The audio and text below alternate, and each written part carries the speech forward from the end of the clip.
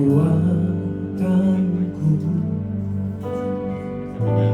atau juga kebaikanku, tapi karena pengorbananmu aku diselamatkan.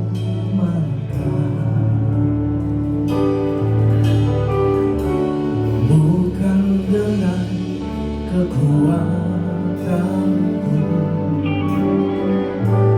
atau juga kehebatanku, tapi karena kuasa salibmu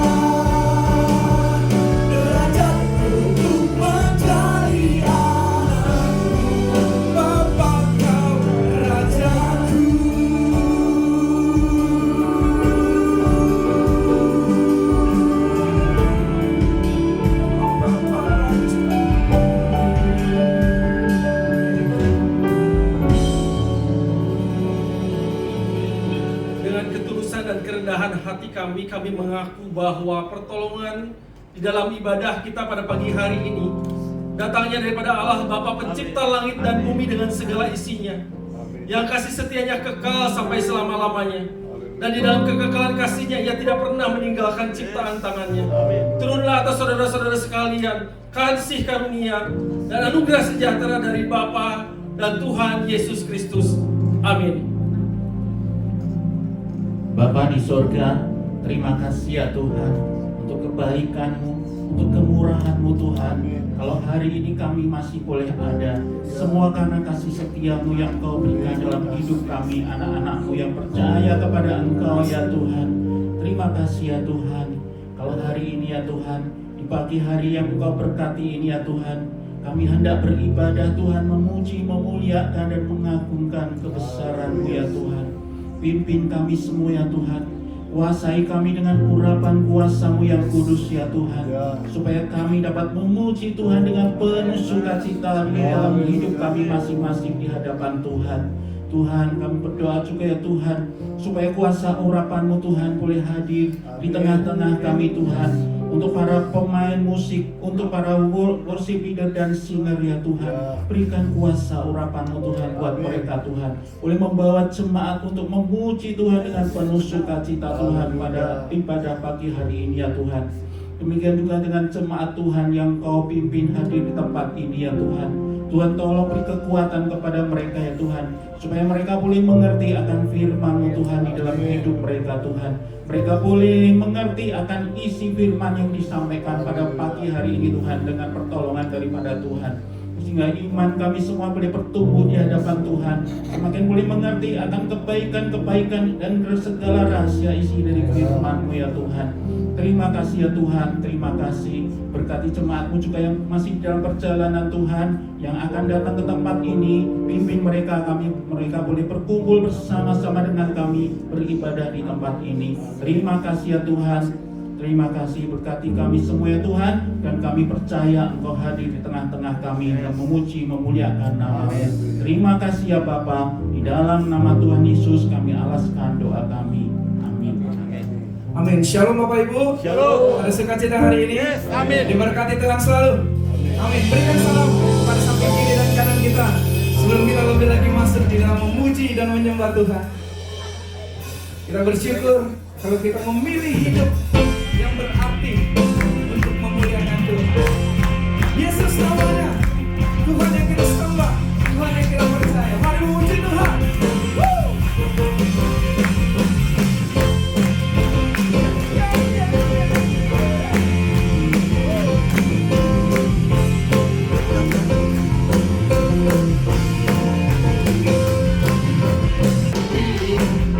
Membuatku berarti karena Yesus Tuhan.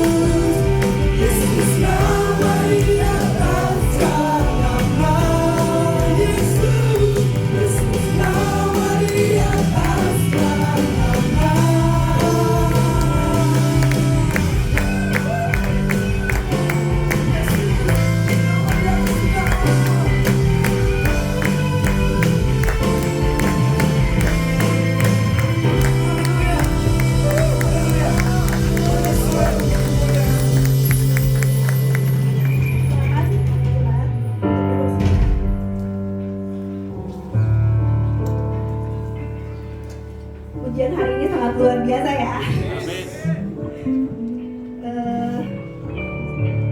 Saya tahu dalam kehidupan kita terkadang kita pernah terjatuh,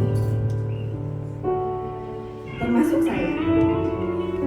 Tapi saat kita terjatuh, Tuhan selalu membuka tangannya, memanggil nama kita.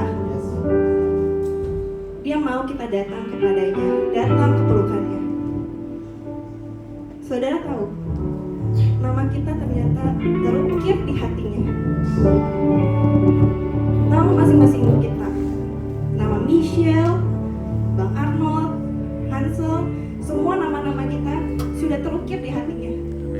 Dia ingin kita datang kepadanya, dia ingin kita memuji dia, dia memberikan hatinya kepada kita, tidak ternilai. Dia sungguh-sungguh rindu sama kita untuk kembali datang ke pelukannya. Saya percaya seluruh jemaat ini akan memuji dia, menyembah dia sampai nanti kita benar-benar datang di pelukannya. Amin. Mari kita puji, kita sembah dia.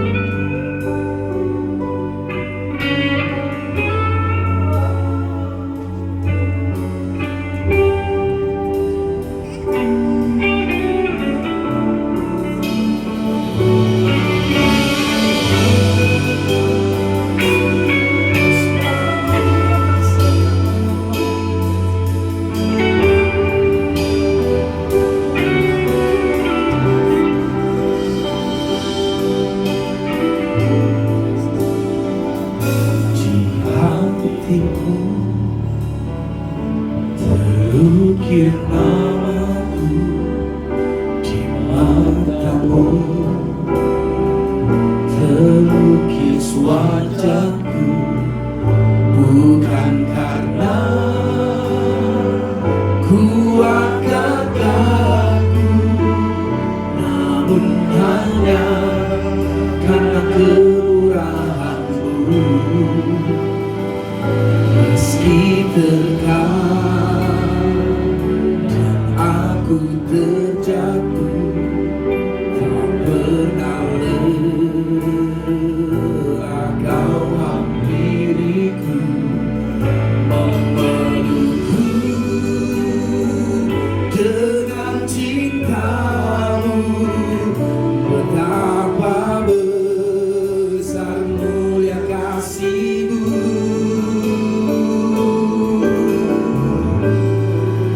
Bagimu Tuhan segala pujian,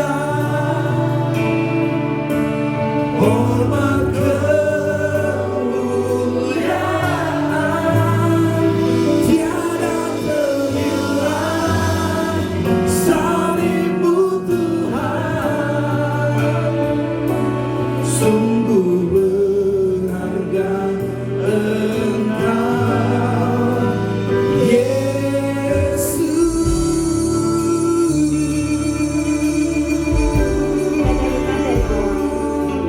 Mari dengan kami berdiri, kita nyatakan pujian. Kau sungguh berharga bagi kami. Hadirku, terukir namaku di matamu, terukis wajahku, bukan karena kuat gagahku, namun hanya karena kemurahan-Mu. Meski terkadang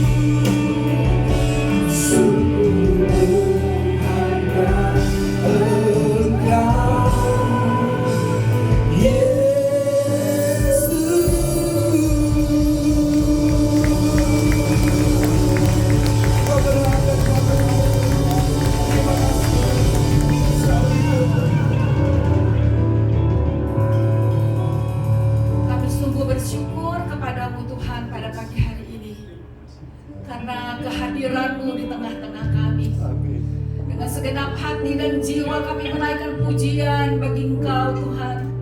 Segala hormat dan kemuliaan kami tujukan kepadamu, karena Engkau adalah Allah yang dahsyat dan luar biasa, yang sudah menebus kami, yang sudah mengangkat kami, yang sudah merangkul kami dan menjadikan kami sebagai anak-anak-Mu. Terima kasih Tuhan. Biarlah kiranya lidah ini tidak henti-hentinya memuji memuliakan Tuhan, dan boleh taat mendengar firman-Mu dan melakukannya di dalam kehidupan kami. Terima kasih ya Bapa. Sebentar kami akan mendengar sebagian daripada firman-Mu. Bersabdalah kepada kami, karena kami siap untuk mendengar. Kami mohon biar kiranya Roh Kudus mengambil alih pimpinan pada pagi hari ini. Jamah setiap hati Tuhan, tidak ada yang terlewatkan. Biarlah kiranya isi hati-Mu Kau bukakan kepada kami, supaya kami boleh mengerti apa yang Kau kehendaki dalam hidup ini, dan kami boleh tetap konsisten berjalan di dalam jalan yang sudah Engkau tetapkan bagi kami. Terima kasih Tuhan. Kami percaya yang berbicara ataupun yang mendengar boleh sama-sama dilawat pada Tuhan, oleh Tuhan pada pagi hari ini. Dalam nama Tuhan Yesus kami mengucap syukur. Haleluya. Amin. Selamat pagi Bapak Ibu yang dikasihi Tuhan. Terima kasih buat tim worship, tim pujian yang sudah luar biasa mengangkat kita untuk memuji dan memuliakan nama Tuhan. Dan pada pagi hari ini saya ingin mengucapkan terima kasih terlebih dahulu yang sedalamnya kepada Bapak Gembala dan Majelis Gereja Isa Al-Masih Lengkong Besar yang telah berkenan memberikan kesempatan kepada saya untuk melayani pada pagi hari ini. Dan secara khusus juga terima kasih saya kepada Ibu Kumala yang sudah berkenan menghubungi, dan Bapak Paulus Mulyadi, beliau mentor saya yang sudah lama saya kenal. Dan luar biasa Bapak Ibu, pada pagi hari ini kita sama-sama datang dengan satu tujuan, dengan satu kerinduan, memuliakan Tuhan, dan kita ingin bertemu dengan wajahnya dan mengenal isi hati Tuhan lebih dalam. Tema pada minggu ini itu adalah mati satu tumbuh 1000, ya, puji Tuhan. Dan ini adalah kehidupan Stefanus yang sebagai martir dan menjadi benih Injil yang tersebar ke berbagai tempat. Mari kita akan membaca di dalam Kisah Para Rasul pasal yang ke-11 ayat 19 sampai 26. Saya mohon ini agak lebih sedikit ya Bapak Ibu Majelis. Barnabas dan Saulus ke Antiokhia. Sementara itu banyak saudara-saudara telah tersebar karena penganiayaan yang timbul sesudah Stefanus dihukum mati. Mereka tersebar sampai ke Fenisia, Siprus dan Antiokhia, namun mereka memberitakan Injil kepada orang Yahudi saja. Akan tetapi di antara mereka ada beberapa orang Siprus dan orang Kirene yang tiba di Antiokhia dan berkata-kata juga kepada orang-orang Yunani dan memberitakan Injil bahwa Yesus adalah Tuhan. Dan tangan Tuhan menyertai mereka, dan sejumlah besar orang menjadi percaya dan berbalik kepada Tuhan. Maka sampailah kabar tentang mereka itu, dan sejumlah besar orang menjadi percaya dan berbalik kepada Tuhan. Maka sampailah kabar tentang mereka itu kepada jemaat Yerusalem, lalu jemaat mengutus Barnabas ke Antiokhia. Setelah Barnabas datang dan melihat kasih karunia Allah, bersukacitalah ia. Ia menasihati mereka supaya mereka semua tetap setia kepada Tuhan. Karena Barnabas orang yang baik, penuh dengan Roh Kudus dan iman, sejumlah orang dibawa kepada Tuhan. Lalu pergilah Barnabas ke Tarsus untuk mencari Saulus, dan setelah bertemu dengan dia, ia membawa ke Antiokhia. Mereka tinggal bersama-sama dengan jemaat itu 1 tahun lamanya dan mengajar banyak orang. Di Antiokhia lah murid-murid itu untuk pertama kalinya disebut Kristen. Bapak Ibu, bahwa ayat yang kita baca pada pagi hari ini itu adalah merupakan kelanjutan dari Kisah Rasul pasal 8 ayat 1 sampai 4 tentang didirikannya jemaat Antiokhia sebagai dampak daripada kemartiran Stefanus. Stefanus adalah salah seorang dari 7 diaken jemaat di Yerusalem yang dijatuhi hukuman mati dan menjadi martir Kristen yang pertama. Stefanus adalah seorang yang penuh dengan karunia dan kuasa Roh Kudus, memiliki kemampuan bersoal jawab dengan beberapa jemaat orang Yahudi dan juga dengan yang lain. Dan antara orang-orang Yahudi ini, orang-orang tersebut kemudian menghasut orang banyak dan mengatakan bahwa Stefanus telah melakukan sesuatu yang tidak layak, yaitu menghujat Musa dan Allah. Dan kemudian dengan hasutan daripada orang-orang ini dan juga didukung oleh tua-tua dan ahli Taurat, mereka bersama-sama menghadap mahkamah agama. Dan ketika ditanya oleh imam besar, kesempatan tersebut diambil oleh Stefanus. Imam besar bertanya, apakah benar semua yang mereka katakan? Lalu Stefanus memakai kesempatan itu untuk menjelaskan, menegaskan, bahkan untuk berkhotbah bagaimana dari nenek moyang mereka, dari mulai Abraham sampai kepada Yesus yang mereka salibkan.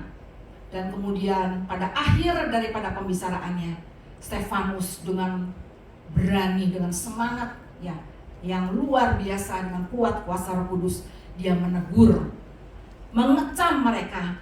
Karena mereka semua adalah orang-orang yang keras kepala, tidak bersunat hati dan telinga, serta mereka selalu menentang Roh Kudus. Mendengar apa yang dikatakan oleh Stefanus, tentu saja anggota-anggota mahkamah agama menjadi tertusuk hati mereka dan sangat geram. Kemudian mereka menjatuhkan satu keputusan di mana Stefanus harus dihukum rajam sampai mati. Kemudian kita melihat bahwa Stefanus setelah mati dibunuh, pada waktu itu mulailah penganiayaan hebat yang terjadi pada jemaat Yerusalem. Saulus waktu itu belum bertobat, dia memasuki rumah demi rumah, menyeret laki-laki dan perempuan untuk dimasukkan ke dalam penjara. Dan hal inilah yang menyebabkan jemaat Yerusalem, kecuali rasul-rasul, mereka keluar dari Yerusalem, tersebar ke seluruh negeri itu. Tetapi yang luar biasa, dari Kisah Rasul 8 ayat keempat mengatakan, mereka itu tersebar ke seluruh Yudea dan Samaria, ke seluruh negeri, tetapi sambil memberitakan Injil. Luar biasa. Saudara, adanya kemartiran Stefanus serta penganiayaan di Yerusalem ternyata tidak membuat semangat penginjilan menjadi padam, tetapi justru membuat Injil makin tersebar. Jemaat lari karena ada penganiayaan, tetapi lari dengan cerdik, bukan karena takut. Mereka tetap dengan berani memberitakan Injil. Ini luar biasa sekali. Kemartiran Stefanus membekas kuat dalam hati dan ingatan banyak orang. Injil itu walau dijepit tetapi tetap melejit. Injil itu semakin ditekan akan semakin meluas dan merambah kemana-mana. Dahsyatnya Tuhan. Ketika satu orang mati untuk Tuhan, seperti Stefanus mati di ranjang batu, mungkin menyakitkan secara jasmani, tetapi kematiannya membuktikan bahwa Allah hidup, Yesus hidup dalam diri Stefanus. Dan demonstrasi iman Stefanus sudah membuat banyak orang yang tidak percaya berbalik menjadi percaya kepada Tuhan. Demikian juga dengan Yesus, juru selamat kita yang mati di salib. Dia mengorbankan nyawanya. Satu orang tidak berdosa harus mati di atas kayu salib. Dia adalah Allah sendiri. Supaya apa? Supaya semua orang yang percaya kepadanya mendapat keselamatan dan hidup yang kekal. Saudara, Yohanes pasal yang ke-12 ayat ke-24 berkata, Aku berkata kepadamu, sesungguhnya jikalau biji gandum itu tidak jatuh ke dalam tanah dan mati, ia tetap satu biji saja. Tetapi jika ia mati, ia akan menghasilkan banyak buah. Demikian pula halnya dengan kita. Sebelum kita mengenal Yesus, kita memakai manusia kita yang lama dengan segala kemauan kita, dengan segala dosa yang kita lakukan dan yang kita tekuni.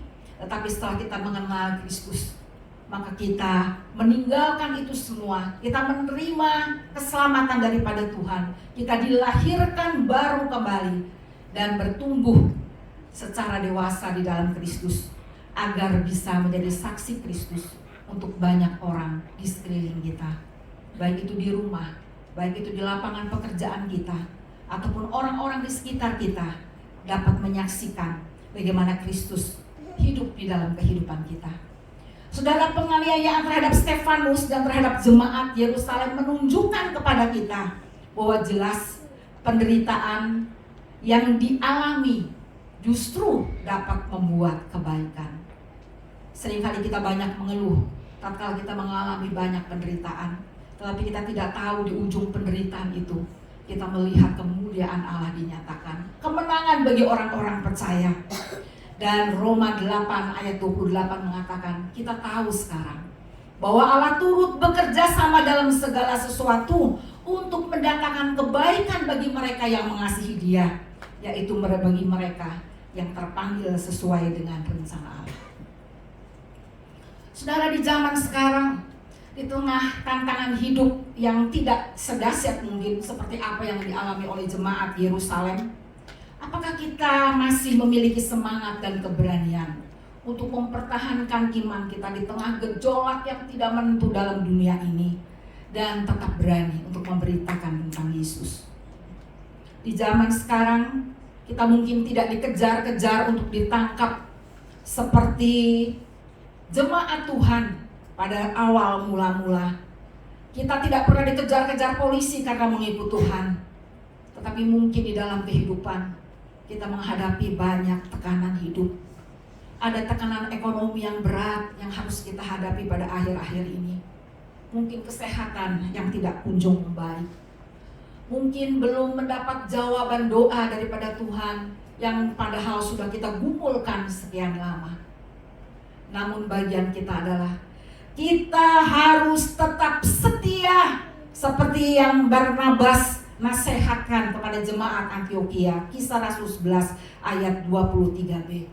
Kita tetap menjadi pribadi-pribadi yang tidak meragukan kasih setia Tuhan di dalam keadaan apapun. Tetap hidup melekat Kristus, tetap mampu dalam segala keadaan berkata, Tuhan, Engkau baik, Tuhan Yesus baik, Engkau sungguh amat baik dalam kehidupanku.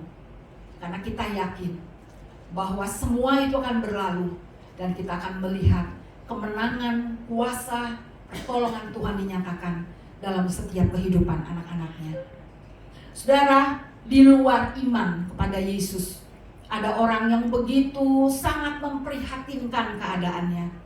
Baru-baru ini kita mendengar ada orang sekeluarga bunuh diri dari tingkat gedung yang tinggi. Waduh, itu membuat geger semua. Dan diprediksi karena itu adalah tekanan ekonomi yang terus melanda kehidupannya. Tapi bagi kita orang percaya, kita mau mengimani Filipi 4 ayat 13, segala perkara dapat kutanggung di dalam Dia yang memberikan kehidupan kepadaku. Apabila kita mau memberitakan Injil, kadang juga kita terbebani ya dengan pikiran-pikiran, dengan ketakutan-ketakutan. Bagaimana nanti kalau ditolak? Kalau saya bersaksi, kalau saya bercerita tentang Yesus, bagaimana kalau mereka menolak? Lalu mereka bersikap tidak simpati kepada kita. Bagaimana kalau orang itu tidak mau menerima Yesus?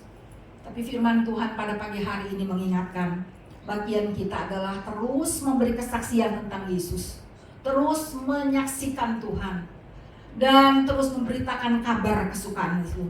Karena kita tahu untuk menobatkan orang itu adalah kuasa Roh Kudus yang akan bekerja lebih jauh, yang lebih berotoritas. Dan bila orang tersebut menanggapi kasih Allah, maka keselamatan pasti akan terjadi. Pada pagi hari ini saya ingin bercerita tentang seorang yang bernama Thomas Huxley. Dia adalah seorang ilmuwan Inggris yang sangat giat mendukung teori evolusi. Saudara tahu teori evolusi ini adalah teori melalui proses seleksi alam, ya. Jadi manusia modern, katakanlah mungkin dianggap seperti kita sekarang ini, itu adalah hasil daripada evolusi, ya, yang dulunya adalah kita berasal turun-temurun dari nenek moyang kita karena makhluk yang katanya mirip kera. Aduh, saya jengkel sekali baca ini. Nggak kira-kira ya, masa menyamakan kita dengan makhluk seperti ini. Tetapi itulah yang dipercaya oleh Huxley. Dan kemudian dia juga percaya dan dia juga berkeyakinan bahwa sebenarnya agama itu adalah tahayul yang sangat berbahaya. Kemudian satu hari si Huxley ini bertanya kepada seorang Kristen yang sangat taat. Dia berkata, apa sebenarnya arti imanmu bagimu? Mengapa engkau memilih menjadi seorang Kristen? Dan orang yang ditanya itu tahu bahwa si Huxley ini adalah seorang cendekiawan. Jadi dia diam sejenak. Dia merasa, aduh rasanya saya bukan siapa-siapa untuk menjawab pertanyaan ini. Tapi kemudian dia menjawab, Mr. Huxley, Anda adalah seorang yang sangat berpendidikan. Apapun yang saya katakan, apapun yang saya sampaikan, Tuhan pasti akan dengan mudah untuk menentang saya. Tapi Huxley terus mendesak dia dan mengatakan, tidak apa-apa, cerita saja. Kenapa kamu menjadi seorang Kristen? Karena terus didesak, maka dengan tulus hati dan dengan awal mula takut-takut, orang ini kemudian menceritakan apa arti Yesus baginya. Dan apa yang terjadi kemudian, saudara? Huxley tersentuh hatinya dan dia tidak mampu mendebat orang itu. Dan dengan tulus, dengan sungguh-sungguh dia berkata, saya kagum dengan iman Anda kepada Yesus.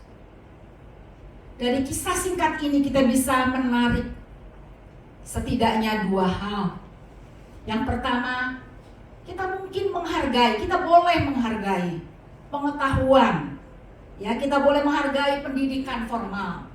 Tapi itu tidak menjadi ukuran atau tidak bisa digunakan untuk iman yang menyelamatkan. Tidak bisa digunakan untuk kepercayaan kita kepada Yesus. Dan di dalam Efesus pasal 2 ayat yang ke-8-9, bukan kepintaran orang yang mengubah hidup. Dikatakan sebab kasih karunia kamu diselamatkan oleh iman. Itu bukan hasil usahamu, tetapi pemberian Allah. Itu bukan hasil pekerjaanmu. Jangan ada orang yang memegahkan diri. Jadi kepintaran kepandaian seseorang tidak bisa dijadikan patokan, tidak bisa dijadikan ujian untuk iman kepada Kristus. Dan yang kedua, kita melihat dari kisah ini, seringkali kesaksian yang sederhana yang keluar dari lubuk hati lebih efektif daripada penjelasan ilmiah. Puji Tuhan, Tuhan bisa memakai siapa saja untuk menjadi alatnya, kepanjangan tangannya untuk memenangkan banyak jiwa. Ada Rasul Paulus yang berpendidikan tinggi, tetapi juga ada nelayan-nelayan yang tahunya hanya menjala ikan. Tetapi pada saat dia menyerahkan hidupnya kepada Tuhan, ya sekali khotbah ada 3.000 orang bertobat, luar biasa. Dan itu adalah karya Roh Kudus. Karena itu saudara, jangan ragu kita untuk menceritakan kepada sesama apa arti Yesus bagi diri kita secara pribadi. Dan kita dapat menceritakan karya Roh Kudus di dalam kehidupan kita. Selanjutnya di dalam Kisah Rasul pasal yang ke-11 ayat yang ke-21. Maaf ini saya kurang kelihatan, ini slide yang keberapa ini? Ya ini. Yang tadi betul. Ya, Iya. Selanjutnya di dalam Kisah Rasul 11-19 dikatakan bahwa sebagian jemaat ya itu yang tersebar keluar dari Yerusalem, dia menjelajah seluruh daerah di daerah di Yudea dan Samaria. Tetapi dia hanya memberitakan kepada orang-orang Yahudi. Mengapa demikian? Karena memang tradisi Yahudi itu berakar kuat dalam diri orang Israel, bahwa keselamatan hanya untuk orang Yahudi. Ya. Tetapi sebagian jemaat yang lain dikatakan dalam ayat yang ke-20 luar biasa memberitakan Injil kepada orang-orang non-Yahudi. Kenapa bisa demikian? Karena mereka meletakkan firman Tuhan di atas tradisi. Mereka lebih patuh kepada otoritas firman. Firman Tuhan mengatakan, pergilah, jadikanlah semua bangsa muridku. Dan di dalam Kisah Rasul 1 ayat ke-8 mengatakan, kamu akan menerima kuasa kalau Roh Kudus turun ke atas kamu. Kamu akan menjadi saksi bagiku, baik di Yerusalem, di Yudea, Samaria, sampai ke ujung bumi. Dan inilah yang dilakukan oleh sebagian jemaat Yerusalem. Dia memberitakan Injil kepada orang-orang non-Yahudi. Dan kemudian kita akan melihat ada penuaian besar juga terjadi di situ. Saudara, kekristenan itu ditandai dengan dua kata penting dari Tuhan Yesus. Dalam Matius 11 ayat ke-28 mengatakan, marilah, ya, marilah, marilah kepadaku, semua yang letih lesu dan berbeban berat, aku akan memberikan kelegaan kepadamu. Dan ayat yang kedua itu adalah katakan pergilah, kata yang kedua itu. Di dalam Matius pasal 28 ayat 19a dikatakan pergilah dan jadikanlah semua bangsa muridku dan seterusnya. Saudara, marilah itu adalah undangan Tuhan Yesus supaya setiap orang datang ya kepadanya. Dan ketika mereka percaya, mereka bertobat, mereka akan diselamatkan dan mendapat kehidupan yang kekal. Tapi setelah itu, setelah diselamatkan, kata kedua yang penting bagi Tuhan adalah pengutusan. Pergilah. Maka tidak cukup hanya untuk marilah kita datang kepada Tuhan, tetapi kata yang kedua adalah pergi, jadikan semua bangsa muridku. Artinya adalah Tuhan mengutus kita. Itu kalimat perintah yang harus dikerjakan. Pergilah, kita menjadi kawan sekerja Allah untuk menyampaikan berita baik kepada banyak orang yang belum mendengar Injil. Memiliki kepastian, belum memiliki kepastian daripada Tuhan Yesus. Dua kata ini, kita tidak cukup keselamatan hanya untuk diri sendiri. Marilah datang kepadaku.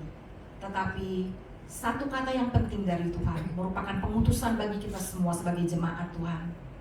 Pergilah, jadikanlah semua bangsa muridku. Apakah saudara dan saya mau untuk menjadi kaki tangannya Tuhan, menjangkau jiwa-jiwa supaya mereka juga mendapat keselamatan seperti kita. Kita melihat selanjutnya di dalam ayat yang ke-19 sampai ke-26. Di situ ada kata kota Antiokhia ya, disebut sampai 5 kali. Saudara, kalau ada orang ngomong satu kali, kita sudah dengar dan kita perhatikan. Kalau dia bicara sampai 2 kali, tentu kita lebih memperhatikan, lebih serius lagi mendengar. Karena sudah 2 kali dia ngomong. Kalau 3 kali ngomong, waduh, ini berarti harus betul-betul diperhatikan. Jangan sampai meleset karena dia udah ulang-ulang sampai 3 kali. Kalau 4 kali, mungkin kita sudah harus betul-betul fokus. Ya, tidak bisa tidak. Nah, ini sampai 5 kali, Bapak Ibu ya, berarti sudah sangat penting. Dan memang kota Antiokhia itu mempunyai sejarah yang luar biasa ya. Dia menjadi ibu kota provinsi dari Romawi Syria di zaman raja-raja Yunani. Kota ini merupakan kota dagang yang makmur ya di atas sungai Orontes. Dan penduduknya itu lebih dari 500 juta, terdiri dari orang-orang Yunani, orang-orang Syria, orang-orang Yahudi. Namun yang sangat disayangkan, kota ini sangat dipengaruhi sangat kuat ya oleh penyembahan berhala. Dalam kota ini ada penyembahan berhala terhadap Dewi Depin. Ya. Dalam kuil Depin ini ada imam-imam perempuan yang berfungsi sebagai sacred prostitute atau pelacur keramat atau kudus. Imam-imamnya itu menjajakan diri luar biasa. Dan itu adalah kepercayaan kuat dan pengaruh kuat di kota itu. Tetapi saya salut ya dengan kesabaran dan kebaikan Tuhan di tengah-tengah kota semacam ini yang begitu amoral justru dipakai di situ. Ada kekristenan muncul, ada gereja muncul. Kenapa bisa demikian? Karena ada orang-orang yang mau bayar harga untuk memberitakan Injil. Itu dalam ayat 19 sampai 21. Dan di sini dikatakan ayat 21, Tuhan bekerja Tuhan menyertai mereka, Roh Kudus bekerja dengan luar biasa. Artinya saudara, tanpa kuasa Tuhan, tanpa karya Roh Kudus, tidak seorang pun dapat menobatkan manusia. Ya, karena salah satu pekerjaan daripada Roh Kudus adalah menginsyafkan manusia akan dosa dan kebenaran. Jadi kalau ada seorang bertobat, itu bukan karena kuat dan gagah kita, tetapi Allah ya yang berkarya dalam hati orang itu dan memakai kita menjadi kepanjangan tangan Tuhan untuk menyampaikan kabar baik kepada mereka. 1 Korintus pasal yang ketiga ayat 6 dan 7 mengatakan, aku menanam, Apolos menyiram, tetapi Allah yang memberi pertumbuhan. Karena itu yang penting bukanlah yang menanam atau menyiram, melainkan Allah yang memberi pertumbuhan. Dan bagian kita, tugas kita adalah terus memberitakan Injil, terus bersaksi sampai kapan? Sampai akhir, sampai kita tutup usia, sampai Tuhan Yesus datang, kita dapat bertemu muka dengan muka, kita ada di dalam pelukan Tuhan. Seperti pujian tadi, bagian kita adalah terus bersaksi, terus memberitakan Injil, dan terus berdoa. Saudara, pada titik ini gereja mulai mengembangkan sayapnya, khususnya kepada orang-orang bukan Yahudi. Dan kita melihat ada banyak orang-orang non-Yahudi yang dimenangkan di Antiokhia. Dan ribuan tahun setelah itu, ya, Injil itu juga menjangkau kita, saudara dan saya yang bukan orang Yahudi, tetapi kita dihisapkan ya menjadi anak-anak Allah. Dan itu luar biasa. Karena apa? Karena ada orang-orang yang mau berkorban menginjili saudara dan saya di akhir zaman ini. Dan ketika orang-orang Yunani bertobat terhadap murid-murid Ilah, sebutan Kristen pertama kali diberikan, ya, Kisah Rasul 11 ayat 21-26. Kata Kristen itu saudara berasal dari bahasa Yunani Kristianos, ya. Dan kata ini hanya digunakan 3 kali di dalam PB, dalam Kisah Rasul 2 kali, dalam 1 Petrus yang artinya adalah doulos, ya, seorang hamba atau pengikut Kristus. Dan seharusnya nama Kristen ini menunjuk kepada hubungan intim kita dengan Tuhan, bahwa kita menerima Dia sebagai Tuhan dan Juru Selamat dan menjadikan satu-satunya sumber keselamatan dalam hidup kita. Mengaku Kristen berarti Kristus dan firman-Nya itu berotoritas di dalam kehidupan kita.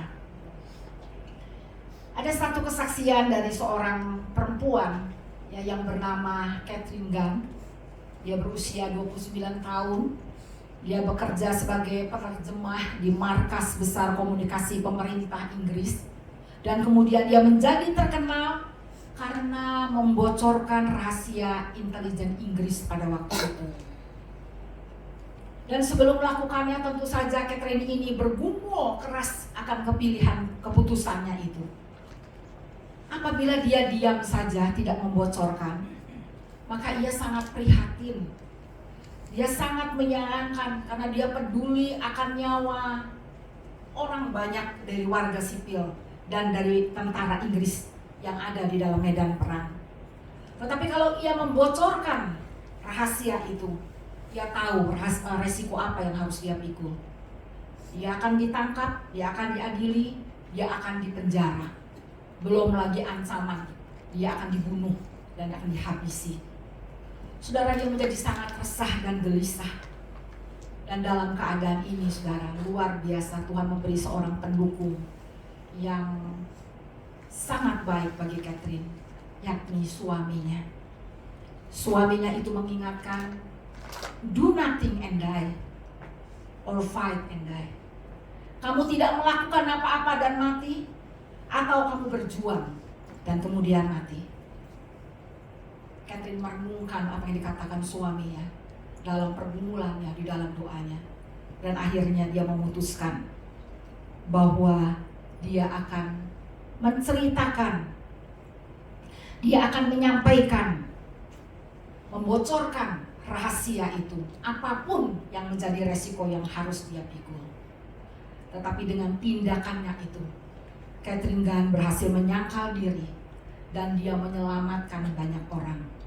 Dia telah mengisi dan memberi makna hidupnya untuk berkorban demi kepentingan sesamanya. Ini kisah nyata Bapak Ibu yang saya ceritakan. Dan itulah yang dilakukan oleh Tuhan Yesus. Bahkan apa yang dilakukan Tuhan Yesus itu jauh lebih besar, lebih dahsyat, tidak dapat dibandingkan dengan apa yang dilakukan oleh Ketim Gunn. Tuhan Yesus juga menyangkal dirinya. Dia meninggalkan tahta kemuliaannya di surga. Dia datang ke dunia untuk berkorban, menjadi sama seperti manusia, bahkan mengambil rupa seorang hamba. Dan dia rela mati di atas kayu salib untuk menyelamatkan saudara dan saya. Buah pengorbanan Yesus adalah keselamatan kita. Dan sungguh pengorbanan Yesus itu tidak bisa dinilai dengan apapun. Saudara, ini juga mengingatkan kita bahwa hidup kita di dunia ini hanya sekali, ya, hidup sekali, kemudian mati juga sekali. Itu sebabnya kita tidak bisa hidup sembrono. Kita tidak bisa hidup semau kita. Kita punya pengharapan bahwa masih ada hidup lagi setelah kematian, yaitu kehidupan yang kekal. Dan pada saat kita dapat menjaga hati kita dapat terus konsisten dengan panggilan kita percaya bahwa kita akan masuk di dalam rumah Bapa yang kekal pada saat waktunya sampai. Saudara, selama kita masih hidup, kita dapat menceritakan apa yang kita tahu tentang Dia dari Alkitab, apa yang telah dilubahkannya bagi kita, dan Dia dapat mengubah hati dan pikiran kita. Kita dapat menyampaikan kabar baik tentang Yesus itu dengan setia. Dan apabila kita telah menjalankan itu semua, maka kita telah melakukan hidup ini dengan baik. Dan percayalah, mungkin pada saat kita hidup, kita belum menuai hasilnya. Tetapi kalaupun sampai kematian mendahului kita, maka perkataan kita, ya, perkataan firman yang kita sampaikan itu dapat dipakai Roh Kudus, dapat bersemi di dalam hati setiap orang, dan dapat membawa kepada kehidupan kekal bagi orang lain. Yesaya 55 ayat 11 mengatakan, demikianlah firman yang keluar dari mulutku, tidak akan pernah kembali kepadaku dengan sia-sia, tetapi ia akan melaksanakan apa yang kukehendaki dan berhasil dalam apa yang kusuruh kepadanya. Ada kuasa di dalam firman Tuhan. Sekali lagi, bagian kita adalah terus bersaksi, terus menceritakan kebaikan Tuhan, terus menyampaikan kabar baik. Dan Roh Kudus yang akan bekerja lebih jauh. Apabila orang itu membuka hati, maka keselamatan akan terjadi. Saudara, dari Kisah Rasul pasal 11 ayat yang ke-19 sampai 26, kita dapat belajar beberapa hal. Yang pertama, dalam ayat yang ke-19 sampai 21 adalah adanya semangat penginjilan. Penginjilan tidak akan berhenti walaupun ada penganiayaan. Penginjilan tidak akan pernah berhenti walaupun banyak tekanan di dalam kehidupan. Karena penginjilan itu adalah suara Allah yang penuh dengan kuasa, yang dapat menolong banyak orang dari kematian kekal kepada kehidupan kekal. Dan penginjilan di dalam Kisah Rasul pasal 11 ayat 26 ini luar biasa sekali karena dilakukan oleh orang-orang Kristen biasa, ya.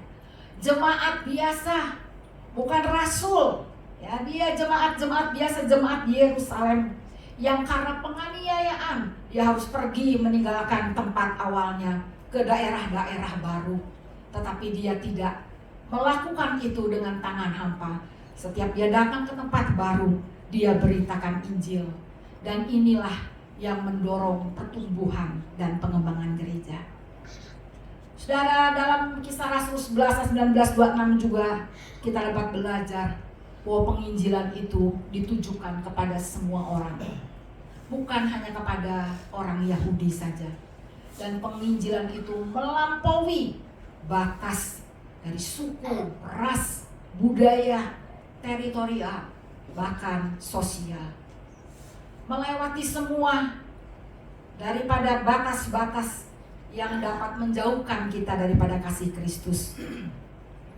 Dan ada sedikit tips untuk cara praktis mengabarkan Injil.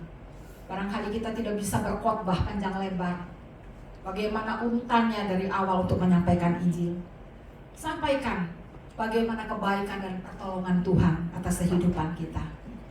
Setelah itu beritakan kepadanya, setelah dia menanggapi, beritakan kepadanya bahwa Yesuslah juru selamat. Dan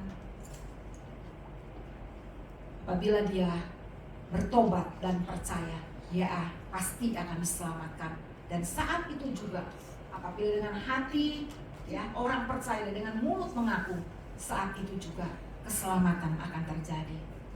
Dan jika dia hatinya terbuka, orang yang kita ajak bicara sudah membuka hati, maka kita bawa dia dalam doa dan mengundang Yesus masuk di dalam hati. Setelah itu bimbing dia dalam komunitas sel, dalam konsel, agar supaya dia memiliki keluarga rohani.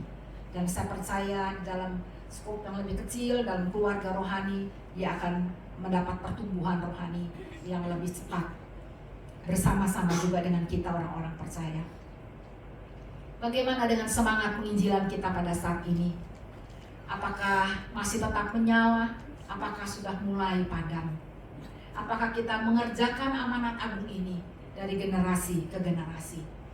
Kemudian yang kedua yang kita bisa pelajari dari kisah ini, mati 1 tumbuh 1000, dari Kisah Rasul 11 ayat 19 dan 26. Kita lihat yang kedua adalah adanya kepemimpinan yang dinamis, itu ayat 22 sampai 24. Kepemimpinan kolektif jemaat di Yerusalem memutuskan satu kepentingan penting buat perkembangan jemaat Kristen. Dia mengutus Barnabas ke Antiokhia karena kabar tentang pekerjaan Tuhan di Antiokhia itu sampai ke Yerusalem. Kemudian dengan cepat tanggap, jemaat mula-mula di Yerusalem ini mengutus Barnabas untuk melihat keadaan jemaat di Antiokhia. Dan Barnabas sangat bersukacita melihat jemaat non-Yahudi di Antiokhia, dan dia menasihati agar mereka supaya tetap setia dan tekun di dalam Tuhan. Saudara, Barnabas memiliki kualitas rohani yang baik. Dia penuh dengan Roh Kudus, teguh di dalam iman, dan melalui pelayanannya Barnabas juga membawa sejumlah orang kepada Tuhan. Dan tidak sampai di situ saja, Barnabas juga membentuk tim. Ia menempuh perjalanan lebih kurang 100 mil hanya untuk menemui Paulus. Waktu itu masih Saulus merekrut dan mengajaknya bekerja sama untuk membangun jemaat di Antiokhia, ayat 25 sampai 26. Kemudian selanjutnya Barnabas bersama-sama dengan Paulus, dia memberi waktunya tinggal selama 1 tahun di sana dan mengajar di Antiokhia, sebelum kemudian Barnabas dan Paulus melanjutkan perjalanan untuk menginjil kembali ke tempat yang lain. Jadi jemaat-jemaat di Antiokhia itu dimatangkan, dikuatkan imannya, dibina terlebih dahulu sebelum dia beralih kepada tempat yang lain. Jadi pembelajaran yang kedua dari Kisah Rasul pasal 11 ayat 19 26 tentang mati 1 tumbuh 1000. Yang pertama adalah adanya semangat penginjilan yang berkobar, dan yang kedua adalah kepemimpinan yang dinamis. Tidak monoton, tidak hanya diam di Yerusalem. Jemaat Yerusalem mengutus Barnabas di Antiokhia. Barnabas juga tidak monoton, tidak diam, tidak statis. Dia ingat rekannya yang ada di Tarsus, Paulus. Dia jemput dia, kemudian dia ajak untuk bersama-sama melayani di Antiokhia. Dan yang ketiga, 3 hal saja paling tidak kita bisa ambil pelajaran di sini adalah adanya pemuridan yang konsisten, ayat 25 sampai 26. Saudara, kita melihat bagaimana pemuridan Barnabas kepada Saulus. Kalau kita melihat latar belakang Saulus, kalau kita baca di Kisah Rasul 9 ayat 1 sampai 31, Saulus ini adalah orang yang berkobar-kobar, yang mengancam dan membunuh murid-murid Tuhan. Tetapi dalam perjalanan menuju ke Damsyik, Saulus bertemu Yesus dan dia bertobat. Akibat pertobatan dan kesaksiannya, Saulus diancam akan dibunuh. Karena itu dia melarikan diri dari Damsyik ke Yerusalem. Kemudian di Yerusalem, Saulus berpikir di sana ada banyak murid-murid Tuhan. Dia bisa segera bergabung dan dikuatkan bersama-sama dengan mereka. Tetapi Alkitab mencatat bahwa ternyata murid-murid Tuhan itu tidak mempercayai Saulus. Mereka masih curiga. Tidak diterima oleh murid-murid yang lain ketika Saulus datang ke Yerusalem. Tetapi Barnabas, sekali lagi, dia mentor yang luar biasa. Dia menerima Saulus, memperkenalkannya kepada rasul-rasul, sehingga rasul-rasul menerima Barnabas dan jemaat pun menerima Saulus, dan jemaat pun menerima Saulus. Murid-murid Tuhan yang lain menerima. Karena apa yang dilakukan oleh Barnabas terhadap Saulus, dia sebagai mentor yang baik. Kemudian Saulus juga tetap harus dipulangkan ke Tarsus. Karena apa? Karena dia juga diancam di Yerusalem. Orang-orang Yahudi yang dulunya merupakan kawan sekerja dari Saulus, ya, mengancam akan membunuh dia, berbalik mengancam. Karena dulunya dia mengajar-ngajar orang Kristen, sekarang menjadi berbalik menjadi murid Kristus. Maka diancam akan dibunuh, sehingga Rasul Paulus pindah ke Tarsus. Dia pergi ke Tarsus dan dia tinggal di sana. Tetapi kemudian kita melihat lagi apa yang dilakukan oleh Barnabas. Pada saat dia melihat ladang pelayanan di Antiokhia menguning, ada banyak dibutuhkan tenaga.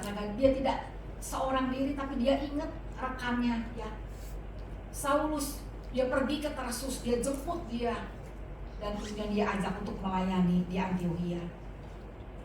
Dan pelayanan mereka, kita dapat melihat disitulah di Antiokhia pertama kali, ya, orang luar menyebut mereka Kristen.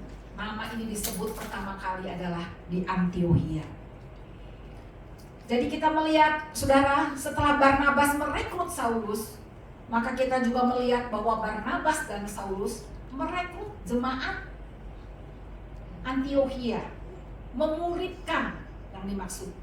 Dia dimuridkan oleh Barnabas, tapi kemudian bersama-sama, ya, setelah mereka memahami, mereka juga memuridkan orang-orang di Antiokhia. Dan kita melihat juga orang Antiokhia, dia tidak berdiam diri. Dia juga terus melanjutkan pemuridan itu kepada bangsa-bangsa yang lain, kepada sekelilingnya. Jadi pemuridan itu tidak berhenti. Jadi bagian yang ketiga di sini adalah kita melihat bahwa pemuridan itu sangat penting sebagai fondasi dasar iman Kristen yang kokoh, merupakan pertumbuhan iman sesuai dengan pengajaran yang alkitabiah. Jadi luar biasa sekali adanya pemuridan yang konsisten dari Barnabas kepada Saulus, dari mereka berdua kepada jemaat Antiokhia, dan jemaat Antiokhia terus kepada sekitarnya. Dan kita melihat Tuhan memberkati pelayanan mereka. Sesuai dengan apa yang dikatakan oleh firman Tuhan, pergilah, jadikanlah semua bangsa muridku. Saya ingin bercerita sedikit tentang di gereja kami. Di sana juga ada kelas pemuridan. Kelas pemuridan itu dibagi 3 level: kelas berakar, bertumbuh, dan berbuah. Dan kelas yang berakar itu adalah terdiri dari 12. Setiap kelas itu terdiri dari 12 mata pokok pelajaran. Ditempuh dalam 2 bulan selama 8 sesi itu, dan 4-nya nanti dalam retret. Di dalam kelas berakar itu dasar-dasar kekristenan, sehingga mereka mempunyai iman yang kuat. Lalu kemudian setelah itu lulus sampai di retret, nanti masuk ke dalam kelas bertumbuh, kemudian baru kelas berbuah, dan kelas berbuah tetap. Dan orang-orang yang sudah lulus di kelas berakar dan bertumbuh baru boleh melayani, belajar melayani. Dan di kelas berbuah memang diharuskan dia sudah melayani pekerjaan Tuhan. Saudara, biarlah apa yang sedikit dibagikan ini boleh menjadikan motivasi bagi kita bagaimana Tuhan bekerja dan bekerja di tengah-tengah umatnya sampai saat ini. Sebagai penutup, mati 1 tumbuh 1000 dalam Kisah Rasul 11 ayat 1 dan 2 memberi pesan kepada kita. Yang pertama, bahwa di dalam hidup ini kita harus tetap memiliki pengharapan dan sikap optimis. Kedua, kematian di dalam Tuhan tidak sia-sia bila kita setia sampai akhir, dan juga kita setia di dalam memberitakan kabar baik. Yang ketiga, untuk menjadi saksi Kristus memang memerlukan pengorbanan, baik tenaga, pikiran, materi, dan kesediaan mengambil resiko. Dan untuk perluasan pekerjaan Tuhan dibutuhkan semangat penginjilan dari setiap orang percaya, bukan hanya hamba Tuhan.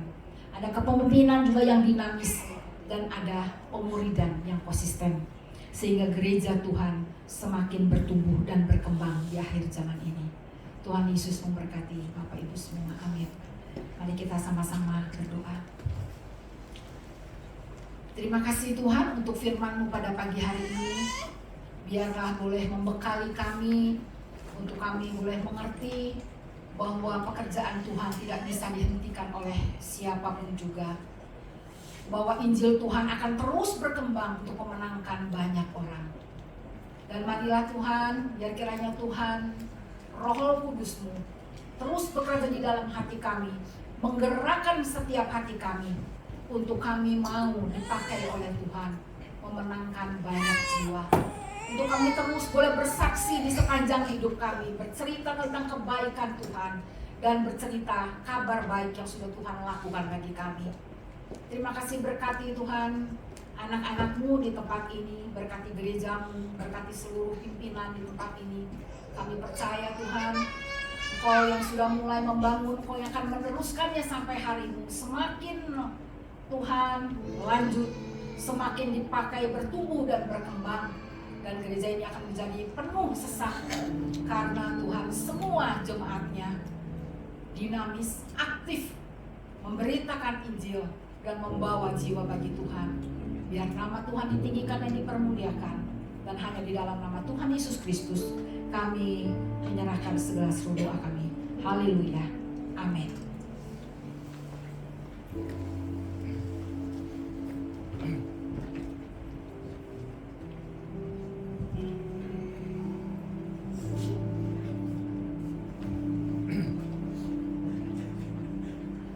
Ya, terima kasih untuk Ibu Deja yang sudah menyampaikan firman Tuhan.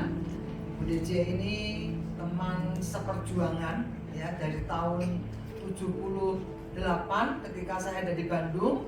Ya, dia juga waktu itu ngajar sekolah minggu, ikut paduan suara. Jadi sekarang pertemanan kita sudah 45 tahun. Ya, masih awet muda, masih langsing gitu ya. Nah, Bapak Ibu, kembali kita diingatkan pada tema kita hari ini, mati 1 tumbuh 1000. Sebetulnya bukan cuma 1000 ya, tapi lebih dari 1000. Kematian Kristus di atas kayu salib membuat Injil diberitakan ke seluruh dunia, sehingga banyak orang bisa dimenangkan. Dan kita sebagai pengikut Kristus, kita punya tugas, tadi sudah diceritakan oleh Ibu Deja, punya tugas untuk pergi beritakan kabar baik, ya. Nah, hari ini juga saya mengucapkan terima kasih kepada Bapak Dhani Kristiadi yang ada di tengah-tengah kita, menggantikan Bapak Pendeta Ariel, ya, karena Bapak Pendeta Ariel dan Penasira sedang ikut Battle Open House di gerejanya Ibu Deja, ya. Tadinya Pak Ariel itu udahlah kebaktian dulu di sini, gitu ya. Baru nanti jam 10 ikut lagi di GBI Mekarwangi. Tapi karena kemarin malam ada pengumuman yang ikut full dapat gitar Yamaha. Jadi saya bilang sama Pak Arya ikut aja full, nanti saya cari gantinya. Dan bersyukur ada Pak Dhani, ya, yang menggantikan Pak Arya pada pagi hari ini. Dan dapat gitar Yamaha, kalau Pak Dhani gitar biasa. Ya, ya, jadi hari ini Pak Arya dan Ibu ikut Battle Open House ya sampai nanti sore. Saya juga sebetulnya ikut ya, cuman karena bukan gembala, karena nggak dapat gitar ya saya di sini ya. Kalau dapat gitar tadinya saya ke gerejanya Ibu Deja itu yang luar biasa. Makasih ya Bu Deja dengan Via yang menemani pada pagi hari ini ya. Biar kiranya firman Tuhan terus mengingatkan kita ya Bapak Ibu, bahwa semangat pekabaran Injil itu tidak pernah bisa dihambat oleh apapun juga. Sekalipun kita sudah tua, ya, jangan kita pikir itu mah tugasnya anak-anak muda. Enggak.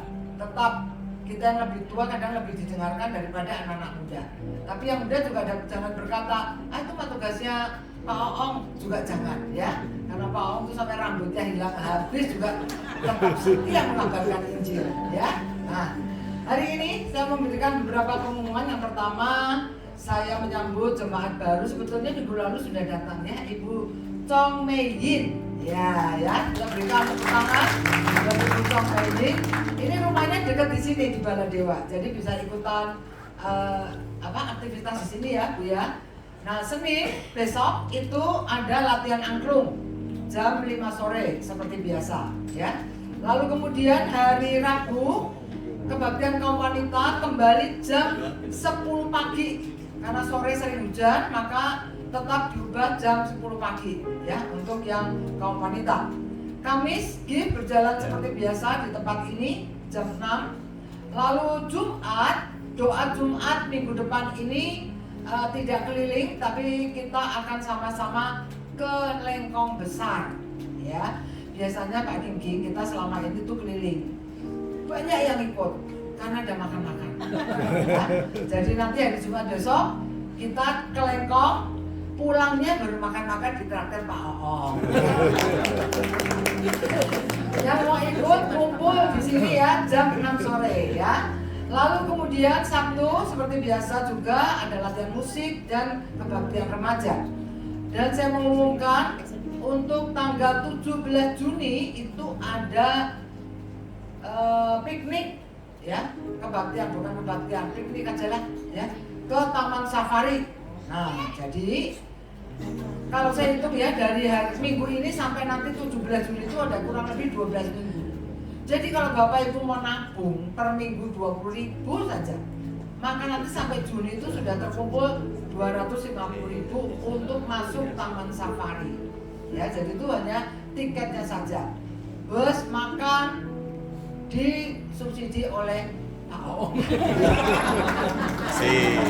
Ya, jadi memang di sini donatur ya. Oke. Kita akan bangkit berdiri. Oh ya, satu lagi, nanti tanggal 29 Maret kita akan ada ibadah Jumat Agung jam 8 pagi di tempat ini, dan ada ibadah Paskah khusus hari Minggu tanggal 31 Maret ya. Nah, untuk yang tanggal 31 Maret karena ada acara khusus, maka Bapak Ibu diminta untuk daftar ya. Karena nanti kalau dapat sesuatu nggak daftar ya mohon maaf, nggak dapat ya, karena semua disediakan oleh Pak Oong. Jadi tolong daftar dulu Bapak Ibu ya, karena nanti supaya Bapak Ibu semua kebagian apa sih acaranya, tunggu tanggal 31 Maret, tapi harus daftar. Oke ya, yuk kita akan bangkit berdiri, kita akan akhiri ibadah kita pada pagi hari ini. Mari kita akan berdoa ya. Kami bersyukur kepada-Mu ya Tuhan, kalau pada pagi hari ini kembali kami boleh dikenyangkan, kami boleh bersukacita lewat puji-pujian, lewat kebenaran firman Tuhan yang boleh menguatkan iman percaya kami. Bagaimana kami memiliki Tuhan yang besar, Tuhan yang luar biasa. Kematian-Mu di atas kayu salib itu tidak akhir segala-galanya. Kematian Stefanus 2000 tahun yang lalu juga tidak segala-galanya berakhir. Tetapi justru Tuhan, dengan kematian Stefanus, Injil diberitakan, ada pertobatan Saulus.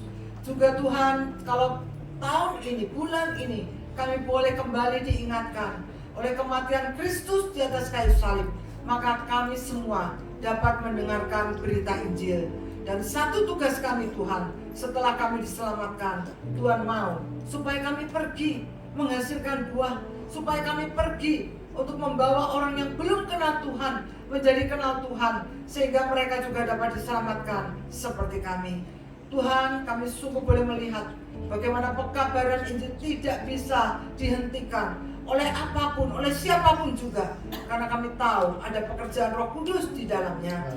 Tuhan, terima kasih untuk Ibu Dece yang sudah menyampaikan firman-Mu. Kau terus pakai hamba-Mu ini di dalam pelayanan di STT Karisma. Kau memberkati keluarganya, Kau memberkati pelayanannya Tuhan. Demikian juga untuk seluruh tim pelayanan pada pagi hari ini, mulai dari Asyar, multimedia, soundman, worship leader, singer, pemain musik. Tuhan, Kau juga memberkati mereka membalas dengan berkat yang berkelimpahan. Setiap jemaat Tuhan yang hadir pada pagi hari ini, kami percaya mereka pulang tidak sama seperti kami datang, tapi mereka pulang dengan membawa satu sukacita, pengharapan yang pasti. Di dalam Tuhan ada kesembuhan, di dalam Tuhan ada pengharapan, di dalam Tuhan ada kekuatan yang baru. Amin. Biar kiranya Tuhan, hari-hari ke depan boleh kami lalui bersama dengan Tuhan. Terima kasih ya Tuhan, terima kasih memberkati akan bangsa dan negara kami pasca pemilu Tuhan. Biar kiranya Engkau memberikan keamanan bagi bangsa dan negara kami, pulihkan ekonomi bagi bangsa dan negara kami. Tolong Tuhan, kalau hari-hari ini kami boleh mendengar bencana alam di berbagai tempat, banjir di berbagai tempat, kami berdoa ya Tuhan, berikan kemurahan-Mu supaya kiranya Tuhan mereka yang terdampak oleh banjir, mereka Tuhan boleh tetap dapat bekerja, mereka dapat Tuhan tercukupi makanan mereka. Kami berdoa Tuhan Yesus, tolong mereka tempat-tempat yang saat ini mengalami banjir, tolong Tuhan supaya tempat-tempat ini bisa surut kembali. Terima kasih ya Bapa, kami menyerahkan Tuhan akan sepekan mendatang dengan seluruh aktivitas gereja di tempat ini. Biar kiranya Tuhan juga menyertai dan memimpin. Terpujilah nama-Mu ya Tuhan. Di dalam nama Tuhan Yesus kami berdoa. Nanti saya minta Pak Dandi akan membawakan doa berkat.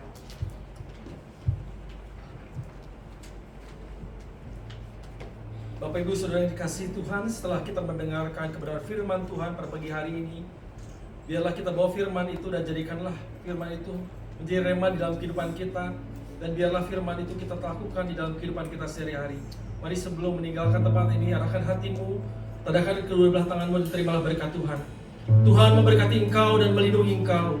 Tuhan menyinari engkau dengan wajahnya dan memberikan engkau kasih karunia. Amin. Tuhan menghadapkan wajahnya kepadamu dan memberikan engkau damai sejahtera. Amin. Kasih daripada Allah Bapa, kasih sayang daripada Tuhan Yesus Kristus, dan persekutuan dan Roh Kudus menyertai engkau mulai saat ini sampai selama-lamanya. Dan setiap kita yang percaya berkata, amin.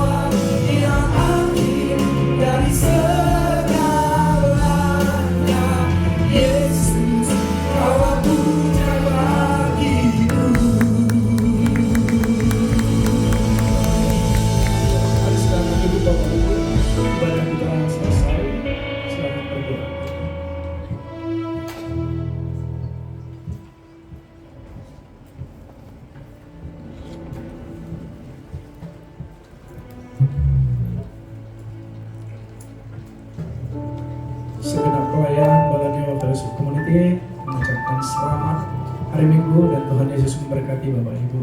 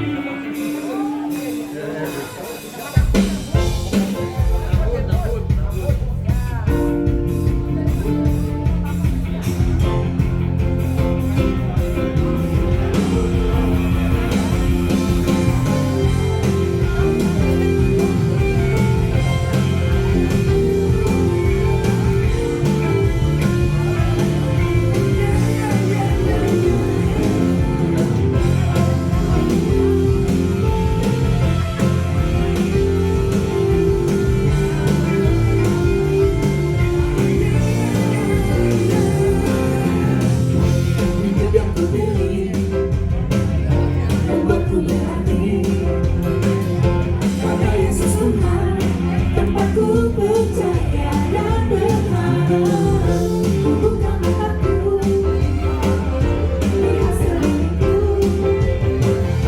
Ku harus katakan kebenarannya yang membebaskan, karena kuasa-Mu